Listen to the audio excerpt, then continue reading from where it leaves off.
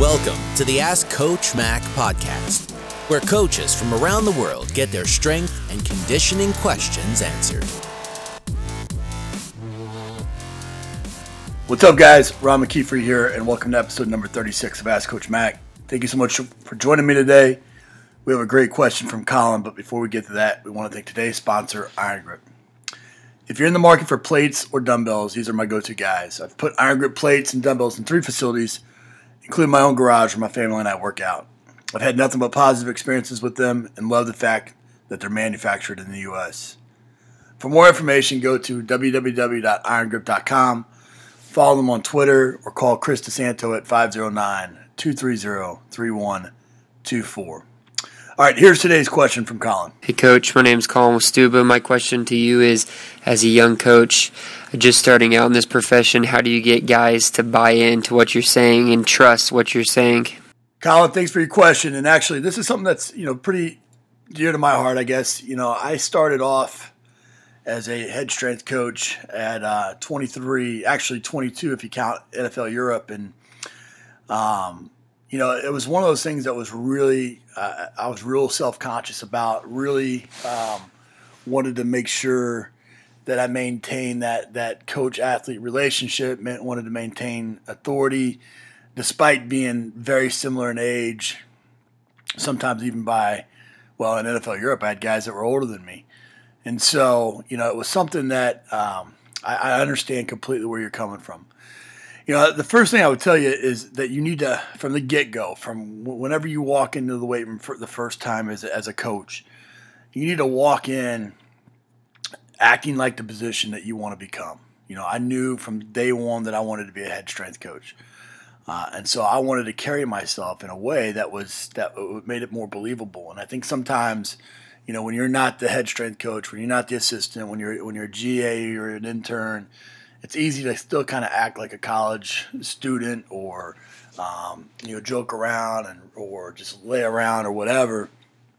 And the reality is that, the people that are around you making the decisions on whether or not you elevate, through promotion or recommendation, they're seeing that's their perception of you, But if you're walking around and you're constantly working and you have urgency and you're carrying yourself like somebody that belongs in another position, then those same people are going to be the first ones in line to help you.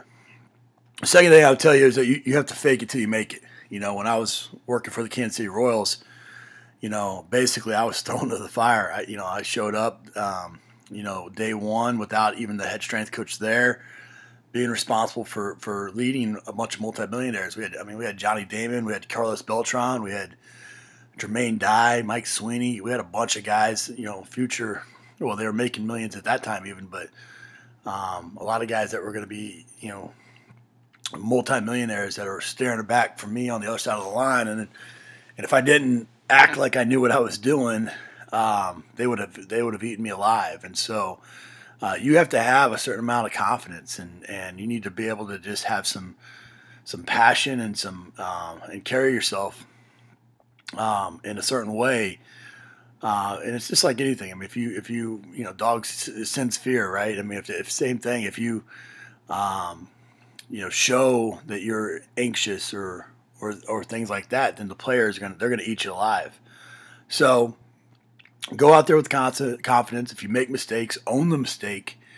But then move on. And that's part of the learning process. I think a third thing that you can do in this process is that you can always refer to yourself as coach from the beginning, and sometimes that can be negative. I think sometimes when everybody calls each other coach, it comes across as a little amateurish. But if from the get-go you introduce yourself to the players as Coach McKeefery or Coach Mac, then it creates a level of authority. It creates a level removed from the athletes, and I respect and appreciate the word coach. I think it's something that means something. Means something to people that have had coaches, means something in their lives. And so, if you go into a situation and when you're young and if you just say, hey, call me Ron or Ronnie or whatever, well, then when it's time for you to become or get elevated even in that position, well, they're going to want to continue to do that. And it's foreign to them or awkward for them to call you coach at that point. And people will do it because they think that that gives them, makes them closer with their athletes. It's, they have a variety of reasons why they don't want to do it. But to me, the word coach means something. And so I would encourage young coaches out there, just introduce yourself from the get-go. Hey, I'm Coach McKeefery, and move on. And, what I did early on is I came up, or I didn't come up with it, but, it got shortened to Mac. And for the most part, a lot of people would call me Mac. But when they would go to introduce me, it became Coach Mac. I think that's big. I think that was an important step and something that I've continued to encourage the young coaches that I've worked with to do. And then lastly, I think you got to make sure that you don't be afraid to say that you don't know the answer to something. In those moments when you are faking it till you make it, or you're carrying yourself a certain way. When you don't know something, it's better to admit that than to go and do something completely wrong, and then have to come back and apologize for it later when you know it was wrong. There's one thing if you don't know that it's wrong, but it's another if you do know it's wrong, and you have to go back and correct it. So. Don't be